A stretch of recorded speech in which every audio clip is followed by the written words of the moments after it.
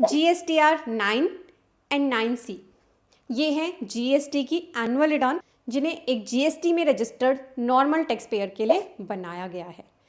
पर बहुत सारे पर्सन्स को इन्हें भरने की ज़रूरत ही नहीं है। जी हाँ, आपको GSTR 9 9C बिल्कुल नहीं भरनी है।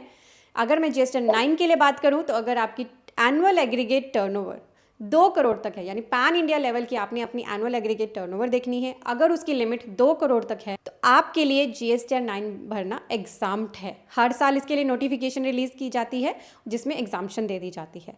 पर अगर आपने कोई गलती करी है तो आपको यही सजेस्ट किया जाता है कि आप अपनी GSTR 9 में उन गलतियों को करेक्ट कर दें ताकि फ्यूचर के नोटिस से आप बच सकें।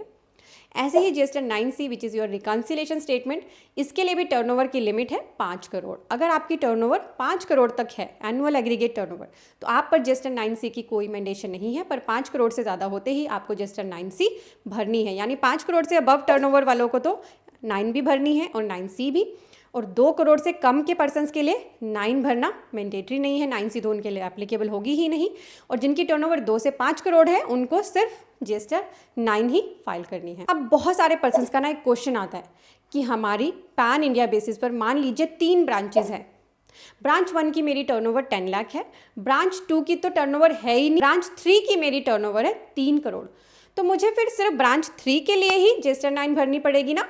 ऐसा नहीं है, आपको तीनों के लिए GSTR 9 भरनी पड़ेगी क्योंकि हम एग्रीगेट टर्नओवर देखते हैं और अगर एग्रीगेट टर्नओवर एक्सीड कर जाती है लिमिट से तो आपकी जितनी भी ब्रांचेज हैं वेदर उनकी टर्नओवर कम हो, सभी के लिए फिर GSTR 9 या फिर ऐसे ही 9 से अगर एप्लीकेबल है तो आपको भरना ज़रूरी होता है। 9C प्रैक्टिकल फाइलिंग अगर सीखनी है तो इसका कोर्स CAGurujiClasses.com पर अवेलेबल है।